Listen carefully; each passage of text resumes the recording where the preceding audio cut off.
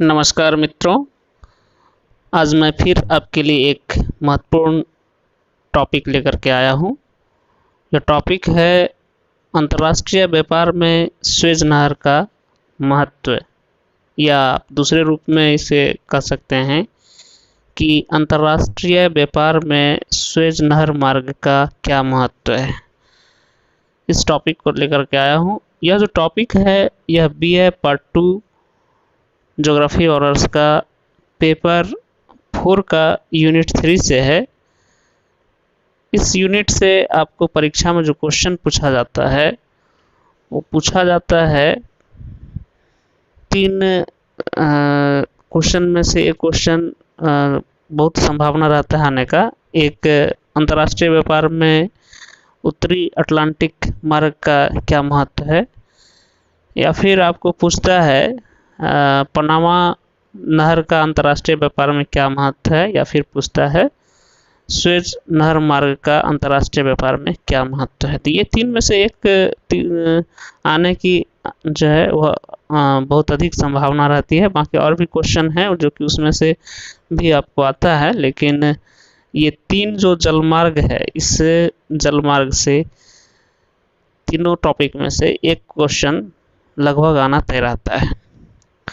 तो आज जो मैं चर्चा करूंगा इसे 2 भाग में मैं बांट करके ऑनलाइन लेक्चर क्लास लूँगा,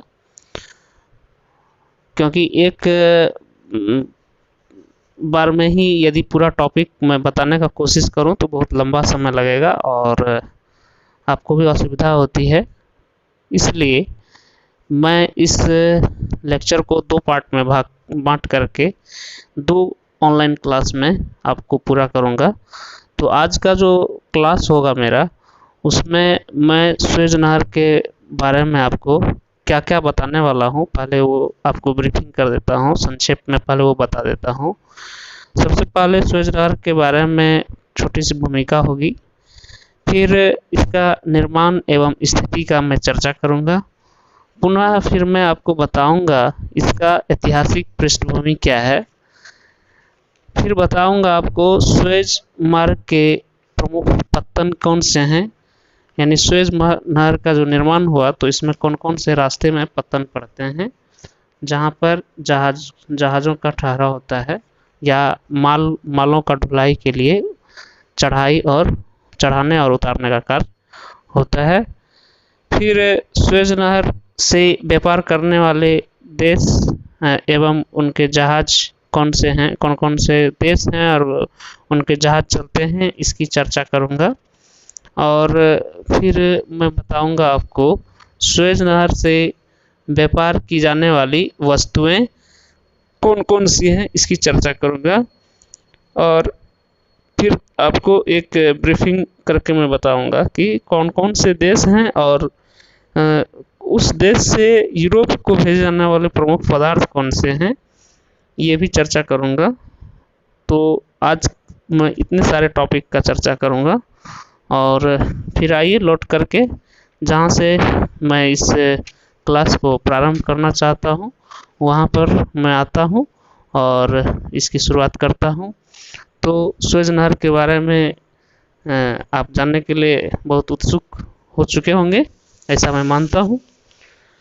तो आइए, विश्व में अंतर्राष्ट्रीय जलमार्ग के रूप में स्वेज नहर सबसे महत्वपूर्ण नहर है। यह नहर भूमध्य सागर को लाल सागर से जोड़ता है। स्वेज नहर भूमध्य सागर स्वेज एशियाटिक रूट, यानी आप इसको कह सकते हो मेडिटेरियन स्वेज एशियाटिक रूट के नाम से भी जाना जाता है। एक विद्वान है क्रेसी ने स्वेज नहर को मिस्र की द्वितीय नदी तक कह डाला है। अब इसकी निर्माण और स्थिति के बारे में मैं चर्चा करूंगा। स्वेज नहर की खुदाई 1859 ईस्वी में फ्रांसीसी अभियंता फर्डिनेंड डी लेसेप्स के निर्देशन में आरंभ हुई और 10 वर्ष पश्चात 17 नवंबर 1869 ईस्वी में स्वेज नहर में जलयानों का आना जाना प्रारंभ हुआ। स्वेज नहर की लंबाई 162 किलोमीटर है, चौड़ाई इसकी 60 मीटर है। समुद्र तल से इसकी ऊंचाई 0 मीटर है, गहराई मात्र 10 मीटर है। अब यदि इसका अक्षांशीय विस्तार देखें तो यह 29 डिग्री उत्तरी अक्षांश से 32 डिग्री उत्तरी अक्षांश के बीच एवं देशांतरीय विस्तार देखें तो यह 30 डिग्री पूर्वी देशांतर से 34 डिग्री पूर्वी देशांतर के बीच अवस्थित है। इसके उत्तरी छोर पर पोर्ट सईद और दक्षिणी छोर पर पोर्ट तौफीक स्थित है। इन दोनों पत्तनों के बीच 3 झीलें उत्तर से दक्षिण क्रमशः मेंजाला झील, टिम्सा झील और ग्रेट बीटर एवं लिटिल बीटर झील है। पोर्ट सईद मेंजाला झील को पार करती हुई यह नहर अलकंतारा, अल फिरदान और इस्लामिया पोताश्रयों से होती हुई अंततः लाल सागर से मिल जाती है। नहर के दक्षिण पश्चिमी तट पर स्वेज और पूर्वी तट पर तौफीक समुद्री पत्तन है। साधारणतः इस नहर को पार करने में एक पोत को 12 घंटे का समय लगता है। अब इसकी ऐतिहासिक पृष्ठभूमि की ओर देखें तो पाते हैं भूमध्य सागर और लाल सागर को संयुक्त करने का प्रयास सदियों प्राचीन है। नहर निर्माण की असफल योजना 1797 ईस्वी में नेपोलियन ने बनाया। अंततः फ्रांसीसी अभियंता फर्डिनेंड डी लेसेप्स ने 1854 ईस्वी में वर्तमान नहर की योजना बनाई, जो 1869 ईस्वी में मिस्र, ब्रिटेन और फ्रांस के सम्मिलित प्रयासों से बनकर तैयार हुई। मिस्र सरकार ने 26 जुलाई 1956 ईस्वी को स्वेज नहर का राष्ट्रीयकरण कर लिया, जिसका अनुमोदन 1967 ईस्वी में संयुक्त राष्ट्र ने भी कर दिया। इस नहर से मिस्र को करोड़ों रुपये की वार्षिक आय कर के रूप में प्राप्त होती है। अब इसकी जो है प्रमुख पत्तन क्या है स्वेज मार्ग के, उसकी चर्चा करूं तो इस मार्ग से गुजरने वाले जहाज़ों को अन्य वाणिज्य मार्ग की अपेक्षा सबसे अधिक पत्तनों से होकर गुजरने का अवसर प्राप्त होता है।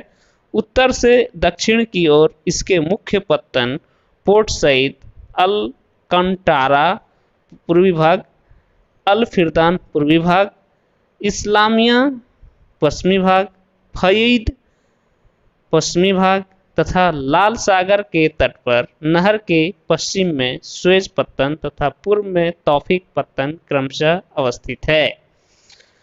अब है स्वेज नहर से व्यापार करने वाले देश एवं उनके जहाज।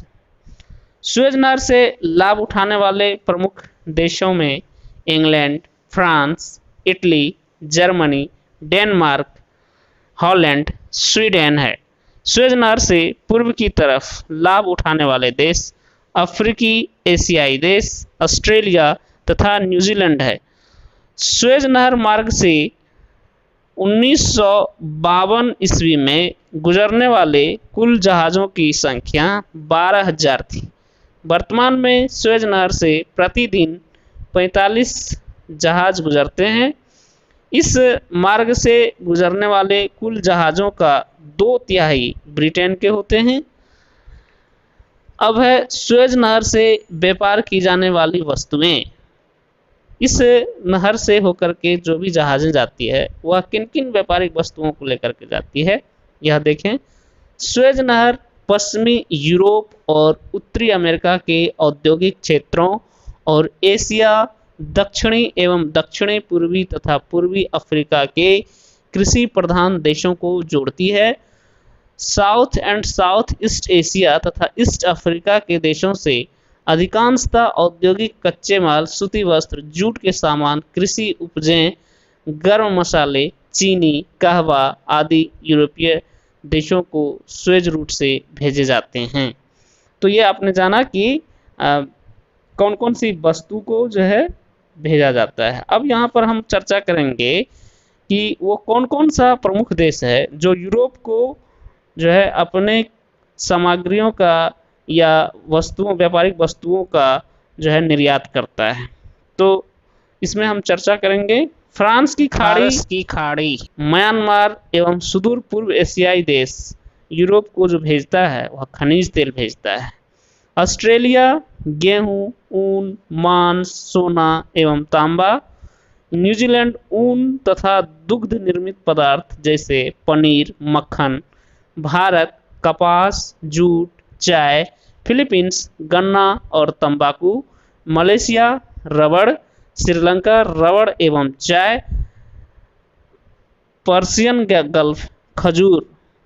तो ये सारे जो हैं देश, ये जो सामान हैं वो यूरोप के देशों को जो है वह भेजते हैं।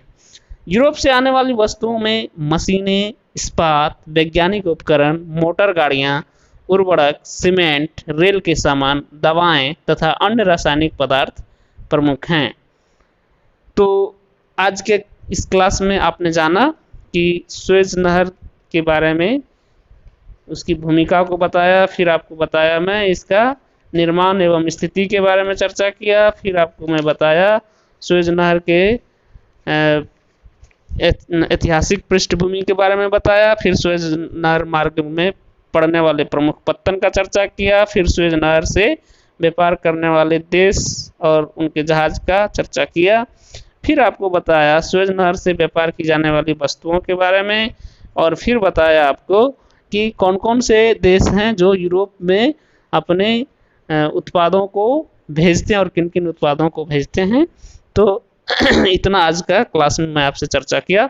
उम्मीद करता हूँ छात्रों कि आपने इस पूरे लेक्चर को पूरे ध्यान से सुना होगा और इसको समझने का प्रयास किया होगा, और यह भी उम्मीद करता हूँ कि आप इसको भलीभांति नोट कर लेंगे और अपना नोट्स तैयार करेंगे, ताकि आपको परीक्षा में इससे संबंधित यदि प्रश्न आए तो किसी प्रकार की समस्या नहीं हो।